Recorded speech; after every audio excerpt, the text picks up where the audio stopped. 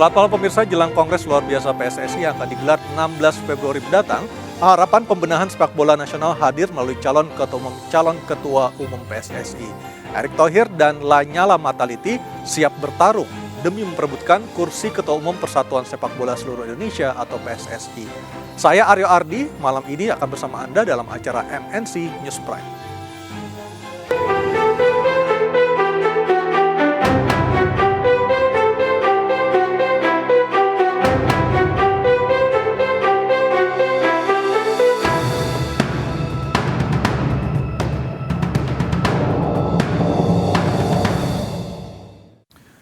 Kongres Biasa PSSI kemarin menetapkan Komite Pemilihan atau KP dan Komite Banding Pemilihan atau KBP.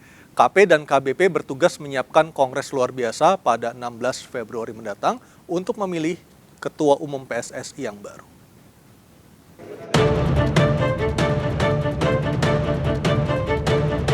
Dalam Kongres Biasa PSSI yang digelar di Hotel Sultan Jakarta kemarin, menetapkan 7 anggota Komite Pemilihan atau KP dan 4 anggota Komite Banding Pemilihan atau KBP. KP dan KBP bertanggung jawab mengurus pemilihan Ketua Umum, Wakil Ketua Umum, serta anggota Komite Eksekutif PSSI periode 2023-2027. KP diisi oleh Amir Burhanuddin, Sudar Maji, Ismu Duruhito, M. Amirisa Mlatu Konsina, Aulia Arif, Pasca Sembiring, dan Aditya Yando. Sementara anggota KBP adalah Gusti Randa, Aven Hinilo, Diego Saputra, dan Joko Tetuko. Ada sejumlah tahapan yang harus dilalui oleh para kandidat Ketua Umum maupun Wakil Ketua Umum PSSI yang baru. Di antaranya pengecekan berkas administrasi, rekapitulasi, penetapan kandidat, dan proses banding di persidangan bila ada. Dalam Kongres kemarin, Ketua Umum PSSI Muhammad Iriawan alias Iwan Bule memastikan tidak akan maju dalam pemilihan Ketua Umum PSSI mendatang. Saya merasa pengabdian saya kepada PSSI sudah cukup maksimal. Tenaga, waktu, bahkan pikiran serta materi saya dedikasikan untuk sepak bola Indonesia. Akhirnya saya memutuskan bahwa saya tidak akan maju lagi dalam pencalonan sebagai Ketua Umum PSSI KLB mendatang.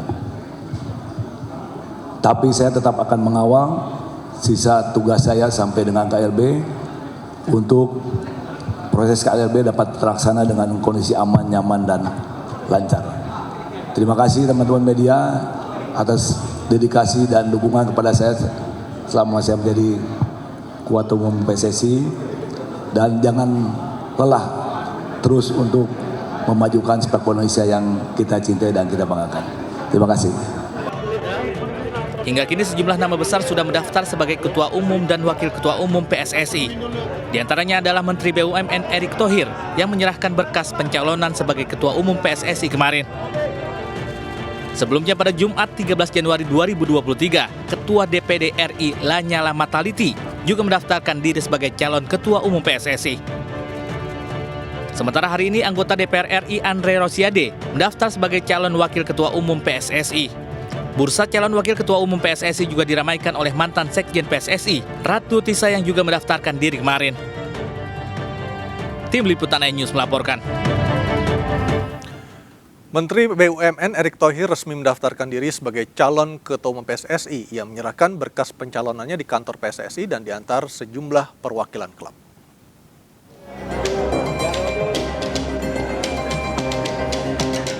Menteri BUMN Erick Thohir menyerahkan berkas pencalonan sebagai Ketua Umum PSSI untuk Kongres Luar Biasa yang akan digelar 16 Februari 2023. Erick tiba di kantor PSSI pukul 10:45 Minggu pagi.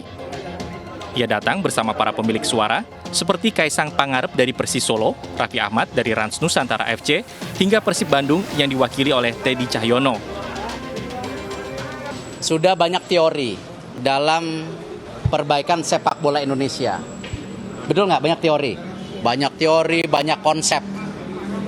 Sebenarnya yang harus kita lakukan adalah kita bernyali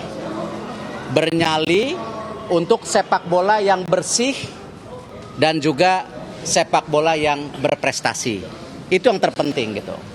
Dan karena itu saya mengucapkan terima kasih kepada para voters yang datang. Ini ada Pak Teddy, Pak Arya, ada teman-teman di belakang. Ini ada Persis Solo, ada Rans, ini Mas Raffi dan Mas Kaisang. Nggak jalan Pak, liganya nggak usah. Ya, mau jalan dong. Dan ada mungkin Mas Baim yang sedang melirik juga investasi di industri sepak bola ya. Jadi saya ucapkan terima kasih pada voters. Tapi hari ini tugasnya adalah memastikan apakah mimpi kita bersama menjadi kenyataan. Ayo kita mulai kerja, kita lihat tanggal 16 Februari. Itu saja dari saya. Dalam bisnis olahraga, Erick Thohir memiliki rekam jejak yang mumpuni. Ia pernah memiliki saham di klub NBA, yakni Philadelphia, dan klub MLS DC United. Sementara dalam dunia sepak bola, Erick melebarkan sayapnya dengan membeli saham klub raksasa Italia, Inter Milan, pada 2013 lalu. Ia juga memiliki saham mayoritas pada klub Liga Inggris Oxford United. Erick Thohir juga memiliki segudang pengalaman memimpin organisasi olahraga dalam negeri. Ia pernah menjadi Ketua Umum PP Perbasi pada 2006 hingga 2010 dan tercatat pernah menjadi Ketua Komite Olimpiade Indonesia pada tahun 2015 hingga 2019. Erick Thohir juga memiliki saham di klub Persis Solo dengan menggandeng putra Jokowi, Kaisang Pangarep. Tim Liputan iNews melaporkan. Persatuan Sepak Bola Seluruh Indonesia atau PSSI kembali menjadi sorotan publik. Kali ini bukan mengenai kinerja ataupun sensasinya, melainkan terkait bursa calon ketua umum. Perebutan tahta PSSI 1 pun semakin panas. Dan hingga hari terakhir batas pendaftaran calon ketua umum PSSI, hanya ada 2 figur yang mendaftar, yakni Erick Thohir dan Lanyala Mataliti. Erick dan Lanyala mengumbar janji untuk masa depan PSSI yang jauh lebih baik. Dan siapakah yang paling mampu menggugah hati para voters atau pemilik hak suara? Dan seperti apa sosok ketua umum yang layak di tengah banyaknya kemelut di tubuh PSSI? Kita akan membahasnya bersama Gede Widiada, Presiden Persiba Balikpapan, Effendi Syaputra, founder dari Karo United, dan juga Muhammad Kusnaini, pengamat sepak bola. Selamat malam Bapak-Bapak, Pak Gede, Bang Effendi, dan juga Bungkus. Selamat malam. Selamat malam Mas Aryo. Saya ke Pak Gede dulu. Pak Gede, sebagai tim sukses dari Pak Lanyala Mataliti, apa yang akan ditawarkan Pak Lanyala untuk kembali memimpin PSSI kepada para voters untuk membuat Indonesia semakin baik lagi prestasi sepak bolanya? Mungkin seperti tadi dikatakan Pak Erick, karena kedua orang ini putra terbaik bangsa. Jadi nyali dan kemampuan managerial skill dari masing-masing. Jadi yang dijanjikan Pak Nyala jelas, tata kelola organisasi yang bagus, pembersihan oknum-oknum yang dianggap tidak bersih dalam iklim persepak bolaan Indonesia, dan bekerja secara optimal. Saya pikir hal tersebut merupakan cita-cita semua insan bola yang ada di Indonesia. Jadi sekarang ini beri kesempatan kedua anak bangsa ini, kedua orang terbaik bangsa ini untuk melakukan kompetisi secara fair, secara adil, agar kedua orang ini terpilih mana yang memang cocok untuk menjadi nakoda federasi ke depan. Apakah Pak? Ya, silakan Pak Gede dilanjutkan.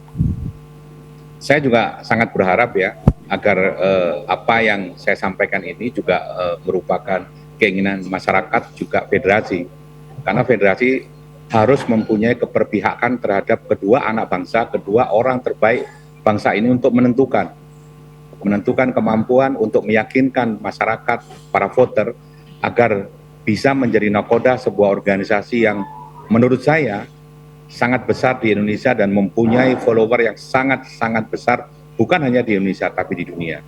Jadi akan sangat bagus, sangat-sangat elegan apabila federasi bisa menyampaikan atau bisa mengedepankan keadilan atas dua orang yang akan menjadi kontestan terpilih pada periode yang akan datang. Itu saja. Dari kacamata Pak Gede sebagai tim sukses dari Pak Lanyala Mataliti, apa yang membuat posisi Pak Lanyala lebih baik dibandingkan calon ketua umum lainnya, yakni Pak Erick Thohir, Pak Gede? Saya merupakan bagian dari perahu besarnya Pak Nyala pada saat Pak Nyala menjadi ketua PSSI. Jadi saya bisa menyampaikan apa yang saya ketahui dan apa yang saya rasakan pada saat saya menjadi bagian daripada organisasi yang dipimpin Pak Nyala. Pada saat itu saya menjadi asisten manajer. Saya sangat mengetahui keinginan, saya sangat mengetahui apa yang diinginkan, apa yang dijalankan oleh Lanyala Mataliti. Satu, bahwa ketegasan, nyali, sama tadi dikatakan oleh Pak Erick Thohir, itu memang dimiliki oleh Pak Nyala. Sangat dimiliki. Di samping pasti soal kemampuan manajemen sepak bola, saya pikir udah nggak perlu disaksikan lagi. Jadi saya berharap ke depan Pak Nyala ini mencoba untuk memformulasikan susunan di kepengurusannya. Ini betul-betul orang yang memang mempunyai kapasitas yang tidak ada hubungan dengan masa lalu. Semaksimal mungkin, biarpun tidak nol ya, tapi minimal itu yang dikatakan kepada saya. Baik. Dan ini yang perlu saya sampaikan. Jadi kalau tadi konsultan lain bilang nyali yang diperlukan, sekarang perlu pembuktian. Apakah dengan nyali untuk berkompetisi secara mandiri, tidak mempergunakan anggota-anggota atau orang-orang yang terlibat pada rezim lama, ini dimiliki oleh kedua orang tersebut. Baik. Saya pikir voter bisa menilai. Kalau yang dilakukan tetap mempergunakan orang-orang lama, saya pikir juga akibatnya juga akan bisa sangat kita ketahui. Masyarakat sudah pintar, voter sudah pintar. Baik, Demikian. saya ke Bang Fendi dulu, Pak Gede. Bang Fendi, dari sisi Erick Thohir tentunya merasa Erick Thohir yang paling pantas untuk menjadi Ketua Umum PSSI. Tetapi bagi voters juga pengen tahu sebenarnya apa sih yang ditawarkan oleh sosok Menteri BUMN ini untuk membuat PSSI lebih baik lagi? Baik, pertama tentu yang akan memilih ini bukan netizen, bukan masyarakat, tapi 87 pemilik suara ini voters. Ada 18 klub Liga 1, 16 klub Liga 2, 24 Liga 2 dan 16 Liga 3. Jadi saya pikir mereka inilah penentu sebenarnya di samping Asprof dan beberapa asosiasi. Tentu diharapkan apa yang menjadi keinginan masing-masing. Contohnya saya dari klub Liga 2, kita ajak diskusi Pak Erick Thohir waktu itu, kebetulan sebelum mendampingi beliau kita tanya program beliau buat Liga 2 ini apa sih? Nah, beliau memaparkan bahwa ke depan Liga 2 itu kalau bisa harus punya sponsor. Seperti Liga 1 punya Liga 1 BRI, Liga 2 itu harus title sponsornya juga harus ada gitu loh. Jadi beliau akan usahakan ke sana. Kemudian saya tanya juga soal ketegasan Liga 2 ini berhenti. Pak Erick jamin nggak nanti Liga 2 ini bisa jalan lagi di zaman Pak Erick? Beliau memang tidak menjanjikan, tapi arah untuk ke sana saya lihat beliau paling menjanjikan lah. Artinya bagi kami klub Liga 2 ini kan yang penting kompetisinya lancar lah, jangan seperti kepengurusan selama ini udah 2 kali juga kompetisi Liga 2 itu berhenti jalan. Ini tidak memberikan kepastian kepada klub dan juga kepada sponsor, sehingga brand value klub Liga 2 ini terprosok terus. Kita tanya ke Pak Erick kemarin, apakah hal ini akan terulang nanti ke beliau. Beliau sudah punya konsep untuk Liga 2 yang walaupun beliau belum bisa mengumbar janji, tapi beliau bilang saya akan buat konsep yang bagus untuk Liga 1, Liga 2, Liga 3, bahkan mungkin nanti dia akan buat 4 kasta katanya, Liga 4. Ini tentu menarik, di samping tentu dengan segala macam kurikulum vitae beliau di olahraga, baik di basket, beliau sudah semua jabatan di asosiasi basket cukup berhasil, bahkan salah satu petinggi di FIBA. Kemudian di bola juga tidak bisa dikatakan masih hijau. Beliau juga di Z United, pernah di sekarang Oxford United, dan pernah di Inter Milan. Bahkan kalau dibilang untuk sepak bola nasional, beliau juga tidak buta-buta banget, karena 8 tahun beliau menjadi petinggi di Persib Bandung. Jadi beliau sebenarnya cukup memahami, dan dalam kesempatan kemarin dia pernah bilang, beliau bilang pada saya, sebenarnya saya dari 2015 udah mau terjun ke PSSI, tapi masih saya tahan. Oke. Tapi ini kesempatan saya sekarang ini untuk terjun di sepak bola nasional sebagai panggilan. Jadi ini panggilan, udah saatnya saya turun. Apakah konsep yang ditawarkan Pak Erick ini juga ditawarkan serupa dengan dari timnya Pak Nyala, Bang Fendi? Saya nggak tahu kalau tim Pak Nyala, mungkin bisa tanya Jadi ke Pak. dari Liga 2 tidak membuka komunikasi dengan timnya Pak Nyala ya, Bang Pendi ya? Pak Gede juga Liga 2, mungkin beliau juga ada gambaran Pak Nyala. Kebetulan kami nggak diundang Pak Nyala untuk memberikan gambaran. Kalau Pak Erik kemarin mengundang beberapa tim Liga 2 yang hadir di Kongres untuk berdiskusi dengan beliau. Kemarin di sekitaran Senayan kita ada diskusi kecil. Waktu itu kita keberatan dengan Liga 2 yang diberhentikan. Saya tanya apa ada jaminan dari beliau setelah beliau nanti terpilih Liga 2 ini akan dijalankan. Beliau tidak menjawab ya juga, tapi beliau bilang saya akan memikirkan hal yang terbaik untuk kelanjutan Liga 2 di musim ini. Baik, saya ke Bungkus dulu. Bungkus, Anda sebagai pihak yang netral, Anda melihat dua orang sosok ini, apakah mereka benar-benar pantas untuk dipilih sebagai Ketua Umum PSSI, Bungkus? Oh, kalau soal pantas sih mestinya nggak usah ditanya ya. Karena ini dua-duanya gajah semua ini.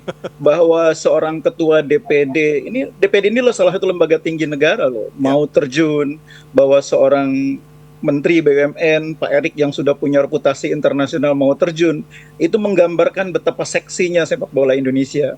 Betapa besarnya daya tarik sepak bola Indonesia.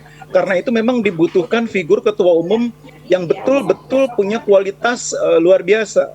Jadi tadi Pak Gede sudah menyebutkan salah satu persyaratan yang dibutuhkan untuk jadi ketua umum itu adalah kemampuan manajerial yang baik, managerial skill yang baik. Itu penting sekali. Karena ini organisasi dengan lebih dari 1.000 anggota. Dan ini anggotanya juga di bawahnya punya anggota lagi yang jumlahnya bisa banyak sekali. Jadi penggemar sepak bola Indonesia ini bisa lebih dari 100 juta orang. Jadi memang ketua umumnya harus orang yang betul-betul luar biasa. Dan dua-duanya menurut saya luar biasa. Tapi yang kedua, tidak cukup hanya managerial skill, ketua umum PSSI juga harus punya kemampuan finansial yang kuat. Ini yang nggak boleh diabaikan. Ketua umum PSSI tanpa kemampuan finansial yang kuat, nanti sama seperti yang sebelum-sebelumnya di tengah jalan ditinggal. Pak Gede tahu lah itu. Bagaimana ketua umum ditinggal itu udah cerita lama yang berulang-ulang gitu ya. Dan yang ketiga, ketua umum PSSI menurut saya juga harus orang yang punya dukungan politik yang kuat. Karena bagaimanapun PSSI sebagai organisasi besar, salah satu organisasi tertua di tanah air, ironisnya justru masih sangat bergantung kepada pemerintah. Stadion bergantung ke pemerintah, lapangan latihan bergantung ke pemerintah. Dengan situasi semacam itu, maka dukungan politik dari negara, dari pemerintahan saat ini menjadi sangat penting. Nah, 3 aspek ini menurut saya, 3-tiganya dipunyai. Pak Erik punya, Pak Nyala punya. Karena itu menurut saya ini duel 2 tokoh luar biasa ini akan sangat seru. Kalau sekarang ini di bursa taruhan katakanlah gitu ya, peluangnya masih berat ke Pak Erik. Tapi jangan lupa, sepak bola Indonesia ini, Kongres Indonesia ini selalu diwarnai dengan pertarungan di luar arena Kongres. Jadi pertarungannya bukan di Kongres nanti. Jadi di luar arena Kongres itulah pertarungan paling ketat. Dan ketika masuk arena Kongres tinggal ketok palu. Saya udah pernah merasakan itu, karena saya pernah juga menjadi calon ya. Dan saya juga pernah menjadi peliput. Jadi nanti serunya bukan di Kongresnya, pertarungan di luar arena Kongres. Dan itu akan menjadi penentu siapa yang akhirnya akan terpilih menjadi PSSI 1. Dan tidak mustahil salah satu di antara 2 calon mungkin akan mundur sebelum Kongres dimulai.